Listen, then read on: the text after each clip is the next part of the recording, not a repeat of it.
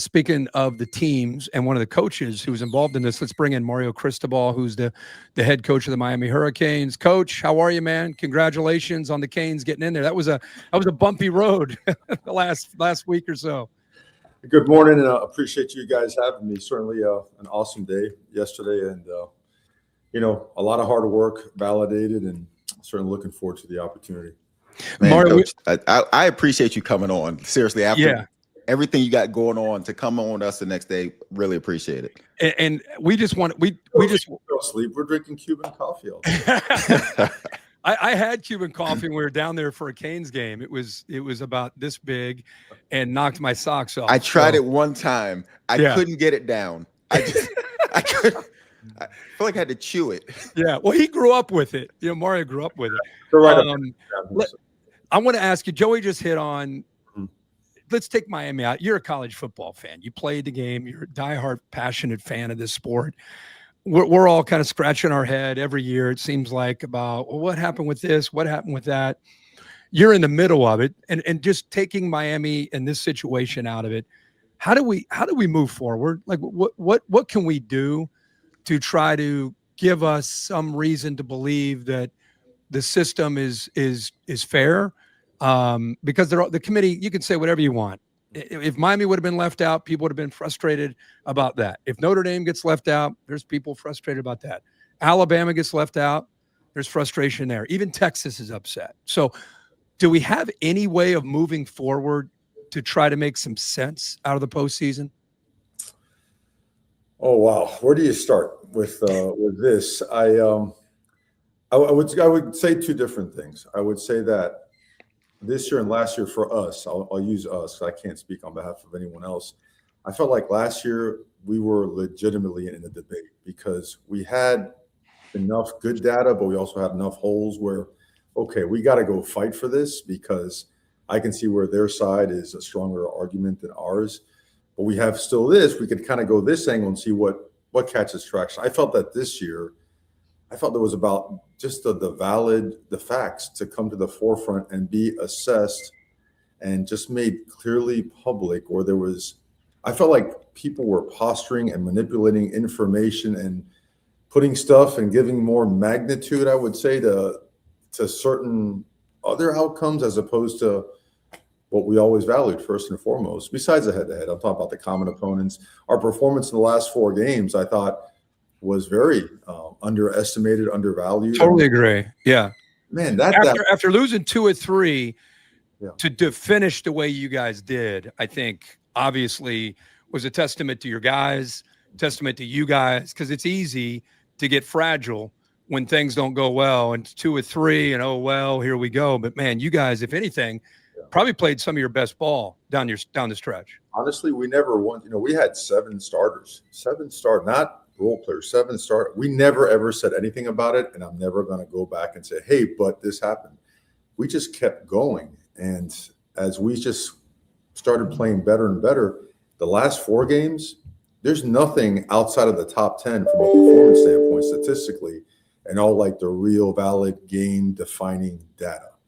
And that was never, I felt like I kept pushing that and like pushing it and trying to throw it out there. So that's my comment as it relates to last year and this year. As it relates to everything, I think until you have, we always follow the NFL. I feel like we're always 1 or 2, 3 years behind the NFL. We always adapt to whether it be clock, before the half, the 2-minute warning rules, right? Whatever it is, you always move towards the NFL way. Is that not the cleanest, system right now as it relates to who goes on to the postseason? Am I wrong in saying that? Yeah, it is clean, Coach, but we have these conferences with so many teams in them nowadays that it's like, I love the NFL model and how clean it is, how easy it is to get to the end, and there's no questions, there's no committee, there's none of that. But now we have these conferences with 18 teams in them, and people aren't playing other people, and we get to the end. Like this last month, felt like we were watching a drama play out, like a soap opera play out in the next. And then Tuesday night is one thing, Sunday something completely different. And I'm just on the show and arguing for the process. Teams don't matter to me. I don't have a connection to any particular team in the situation. A little bit. Come on, man. Well, the Buckeyes were in, so we had nothing to worry about. They weren't part of this drama. Valid. I can't imagine being in your situation, knowing what you have in your locker room is good enough to win it all. Same with Notre Dame, same with Texas, same with Vandy, and just saying, man, I really hope they do this the right way and I get a chance to take these kids that I know are good enough to win it and get it. Like, what has that been like for you? Playing the way you're playing, just like, man, we're killing it right now. What else can we do? Well, I mean, it's analogous to our situation with our conference championship game. Like, it went down to a fifth tiebreaker. I mean,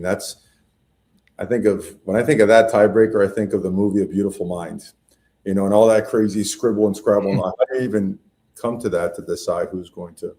And credit to Duke for finding a way in and winning. Congratulations. Amazing. It's just that I don't know. It's one of those years where I don't know. I really don't. All I can think about in times like this is what Coach Saban used to tell us all the time. If you want to make people happy, go sell ice cream. The ice cream man makes everybody happy. Don't coach football. Don't get involved in football because there's no possible way to make everybody happy. And I just don't know how to make everything fair unless the season was 16 to 18 games long. And now we're playing with a whole nother dynamic as it relates to the academic.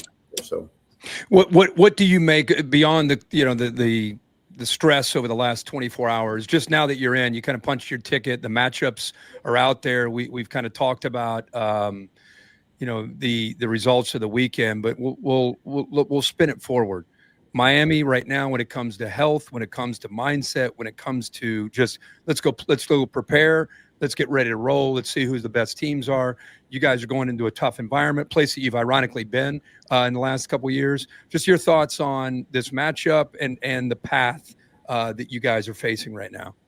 Well, we feel grateful and driven. I think that's a really good combination to have heading into the postseason, and we are legitimately and significantly healthier than we have been, than we were in the middle of the season. So they are an unbelievable roster now. I mean, they are explosive in every aspect possible. And I'll go back to this. Like, our meeting after the SMU game was one, and I took a page out of old Dr. Elko, man, who worked with us at Miami, with Butch Davis at Alabama, with Coach Saban, with us at Oregon. We needed to realize who we were. And what we did, we took the clips of the Notre Dame game, FSU, Florida, South Florida. We were just playing at a really high level. Just cut the lights and let it play. No one said a word. Just no audio, no commentary. Just like realize who the heck we are. And it's about a 15-minute reel. It was dead silent, man. It was just like, let's go. Everybody, let's wake up and let's go. And that led to the current mindset of our team. The enthusiasm and energy behind and urgency behind our preparation right now and these last 5 weeks has been the ultimate difference. It's allowed us to just come game time to be able to cut it loose and have fun. And I think that's what's always worked at Miami. And I think it's taken me a little while to relearn that because I went away, right? Coach Saban. I was under Coach Jimmy Johnson, who was a combination of both. And circling back, I think we're bringing all that back together. It's so crazy when I love talking to coaches that have been around for a while and you start to throw other names in there. You just forget all these connections to other coaches, which I want to get into in a second. But what does this look like for you guys now? We know who you're playing, when you're playing. Today, I already said I really appreciate with everything you have going on, you coming on and spend some time with us. But what does your schedule look like in these next few days when you get back after it? What happens? I think number one, just having been at other places where we had an opportunity to do this, number one, definitely don't even think about treating any aspect of it like a bowl game because it's not. It's a win or go home game. So these are 2 weeks of identical game prep weeks with a game on Saturday. So this is a practice walkthrough meeting week, just like we would if we're playing Saturday with a Saturday practice. And next week is a game week. So we don't want to overcomplicate something that, there's a recipe for that has been effective. We always hear about the calendar. The calendar needs to be fit. Who would fix the calendar? Who's in charge of the calendar? Is it the American Football Coaches Association? Dude, that's an excellent. We keep cracking at this I don't know who fixes it. Person fix the calendar. Who is it? Who is that? Honestly, is it the conference commissioners? Is it presidents? Is it the American football coaches? How do we change the calendar to help you guys? It is so complicated. I know the calendar has caused more like husband and wife arguments in the world. And look, if there's no complaints on this end, I will work myself to the bone. If you get into the business, you're married to the program, and you do whatever you have to do by your players. They're your sons, man. Now, sure. My son, if my son has a chance to play, I don't care if it's on the moon. I'm sending him to a place with awesome people that are going to push him, guide him, help him learn to the highest level. And God forbid there's an awful situation, they'll be there for him just like I would. So the thing is, this calendar, it doesn't make sense. And if the student athlete's the most important part of it, how are we bookending these things like we are? How are we having coaches away from the facility when they get to campus? How are we not spending time around our players during critical moments and preparing for, certain parts of the year? And then June is like, I often think of one of my favorite movies is Sicario. Okay. Where Juarez is Mexico is right. It's interesting. It's the beast. Yeah. June is the beast for coaches, where every single day of the entire month, it's recruiting, it's development, it's your players with OTAs, it's official visits, it's unofficial visits, it's your camp, it's the satellite camps. There's no reprieve. It's just go, go, go. And who pays the price? Your current players. You don't spend enough time around them. So I know I took a long way to answer a short question. Yeah. But it's mind-boggling, and it's like it's almost like be on the lookout for the new regulation. All right, take it. All right, let's scrap February. We're not doing that. Hey, let's do it's just you change. But if it got tweaked, honestly, I'm asking just an honest question. Do you know who? That's the biggest question, because we all talk about this calendar. We all talk about why can't we fix this? I don't know that there is a fix that makes everybody happy. But if we could just find out who we can speak to about fixing it, like who is that? I don't know who that is that we go to. I'm going to invite you to our conference meetings. Love to come. And I'm going to have you there. We're going to go fishing one day. We're going to go train another day, but we're going to sit in on all the details that go into that. The coach's voice is a minority voice. That's a problem. That's the problem. There is. You guys are living it, and not to say woe is me. It's just let's make some sense out of it. But then ultimately, though, the kids are the ones that suffer because of the problem. You know what I mean? Like we sort of joke about the tough situation that it puts the coaches in, but ultimately, the kids are the ones that end up suffering in these situations when this stuff happens. No doubt, I'm with you 100%, and. Non-coaches are making decisions. And like you mentioned, people could talk about NIL and everything else. They're still 17, 18, 19, and 20 years old. And think about us when we were that old, that young. I mean, come on, man. Those big, 295-pound bodies, they're still not babies, but come on, man. They need the right guidance, the right mentorship, and they need time. They need invested time by their coaches to truly impact them and put them on the right path. And keep them on the right path to maximize their potential, which is, you talk about a recruiting, you sell it, and in the end, the counter pulls you away from being able to execute that plan. I want to ask you a question that I got asked on College Game Day. Nick Saban got asked, and all of us got asked.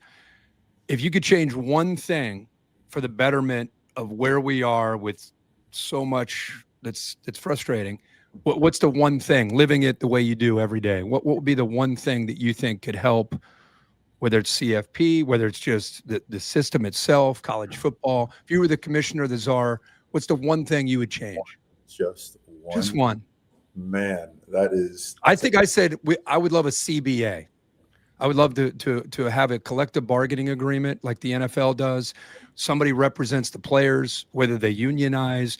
Somebody represents the teams, the schools, and we come to an agreement on NIL. Transfer portal. I mean, whatever the things are, there's an agreement on both sides. There's rules. There's enforcement. Just everybody gets on the same page. That was my thing. Like, can we get to a CBA to avoid antitrust laws and all the threat of litigation? That was my thought. What because a lot kind of falls underneath that umbrella, a CBA. But that was what I threw out. What any thoughts at all on what we? I have another ask, but do you realize today, and you won't have time to do it, I wish you could fathom what today looks like for just about every program in the country working to retain players that are being offered twice as much at other places, and what that looks like in the home, right? The family, what it looks like in the office, what it looks like as it relates to the investors. It's absolute chaos. But that's an entire. And you're trying to get ready for a game. Yeah. And you got people coming in that are trying to take players. Well, we feel good about that I'm not saying us. I'm saying, just in general, the country. Yeah. You like to always consult coaches that you trust in the profession and see what they're going through, compare practice schedules, never compare information of recruiting or schematics, because that's not part of it. But I hear some of the problems that some of the teams are going through right now, and I'm like, wow, that would absolutely suck at this time of year. For me, one of the top things, it's minor in the eyes of many. I would eliminate Thursday and Friday games, man. College football's for Saturday. That drives me bananas. I know, and that's might be petty to some. Yeah.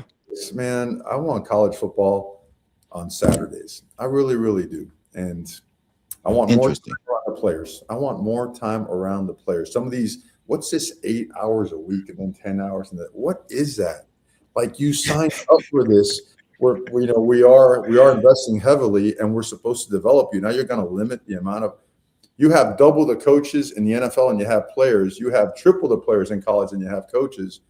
But we have a fraction of the time that they have. Like, it doesn't.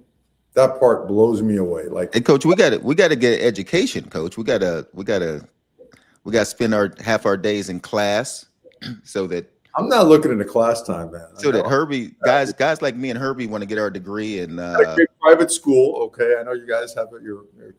Joey, what you got a 3.5 in business? Yeah, I was. Dude, serious. So I was a student.